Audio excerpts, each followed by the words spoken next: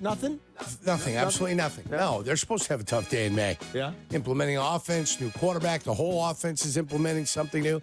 I've always told you the defense, one guy makes a great play, the whole defense looks fantastic.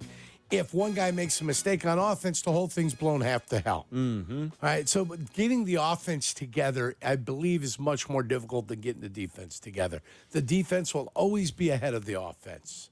So Especially with the new parts. I anticipate come September 8th, they'll be looking a lot better than they do today. So here's DJ Moore talking about it. How long will it take for the offense to get ready? Take a listen. I know. Well, to be honest, I don't know. It's a long time. You got training camp, you got preseason. So let's say by the first week, we need to be clicking on all cylinders. That's enough time. What is like 50-some days till camp? Something like that. You don't know nothing, so I ain't. But yeah, so something like that. DJ's not worried. He's not too worried about it. Here he is talking about the new offense versus the defense going into year 3 now. Yeah, it's frustrating. But we also know that we learning a new system. They've been in that system for like 3 years right now, and then they don't make it no better that they out there having fun with it, and we just frustrated because we ain't accomplishing what we want to. But on the flip side, we know that we still learning and coming together as often. I want to play Matt Eberflus too. The head coach talked about it and talked about Caleb's struggles a little bit yesterday, and more importantly, like how do you monitor Caleb's development over the spring, and what exactly are they looking for through the rest of OTAs? Here's the head coach. Yeah, we're doing that with all players, but specifically with Caleb, it's really just about when he, can rip the call, get the call in and out of the huddle, break in the huddle, having that pace that we need to have. And we've been doing, of course, the walkthroughs, and he's been really good with that.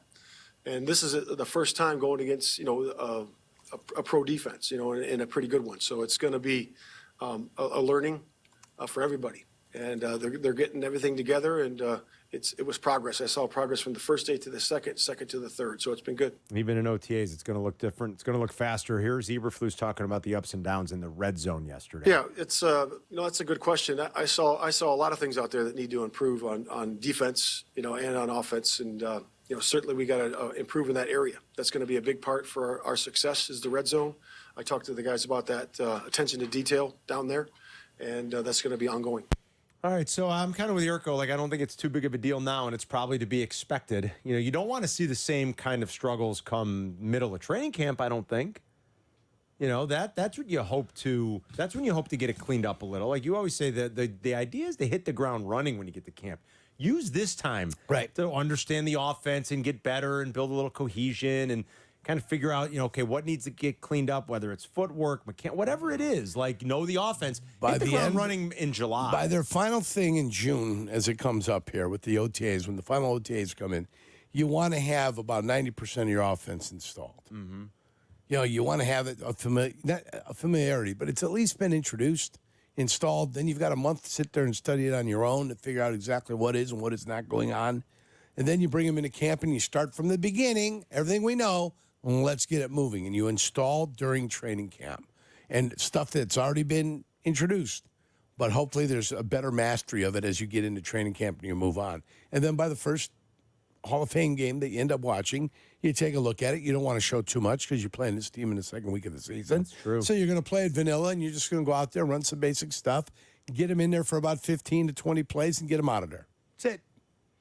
Now, the second exhibition game comes around, introduce a little bit more, give him some more time. He's a rookie quarterback that will benefit from having more time, even if it's the exhibition season. He still will benefit, so he can see the speed, understand it.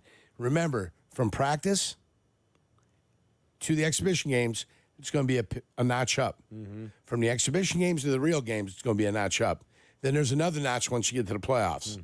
It just gets ratcheted up a little bit more each and every time. Every single time. Let's say hi to Downtown Dean on ESPN 1000. What's up, yeah, Dean? Dino. All right. Good afternoon, Johnny Handsome and Muscles Marinara. The pleasure is always on this side of the phone, and the drinks around the house.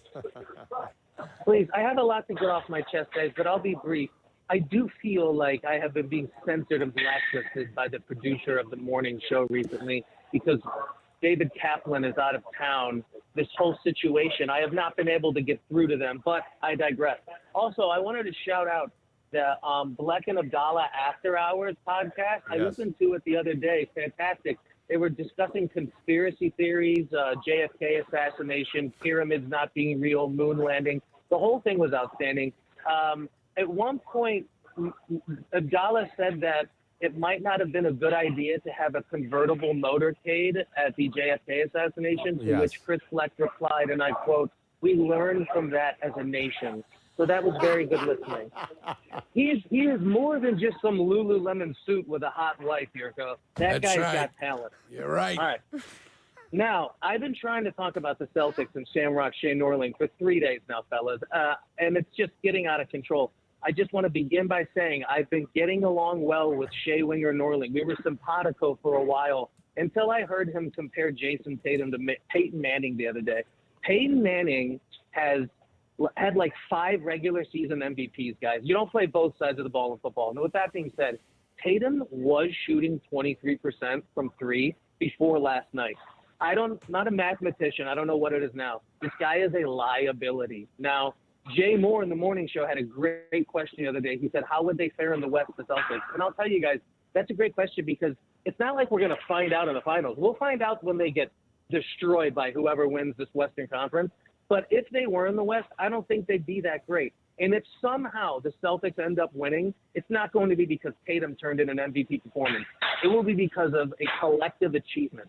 Halliburton and Luka and Edwards, they are that guy. You cannot say the same about Tatum. One of these things is not like the other. I don't know if he could play any worse. And then the words, honestly, do you have any idea how much you could make by rolling over that money, that 2.5 3-pointers that he hasn't touched in weeks now, or over a year since last year? His the thing about 3-point shooting has not been the old days, guys.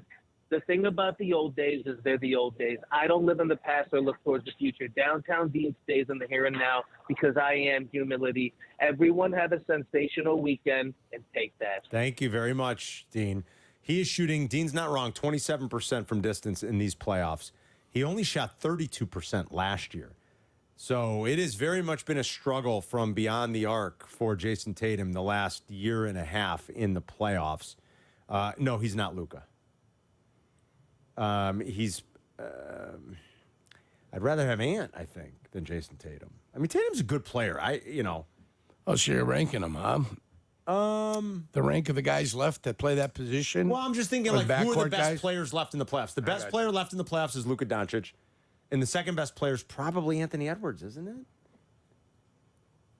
But Boston's still the best team? I think so. Like Dean said, it's probably going to be on the heels of a collective effort and the fact that they haven't had to, like, exert themselves a whole heck of a lot because of the way it's fallen for them in the Eastern Conference. We'll talk more about that coming up during the 1 o'clock hour. I do want to pick Jurko's brain and a few other just NBA things. Good game tonight, hopefully. We look forward to that as the series is 1-0 in the Mavs' favor after stealing home court. Game 2 is in Minneapolis tonight, and the Mavs are about a 5.5-point underdog. 312-332-3776 if you want to join us. It's Carmen and Jurko.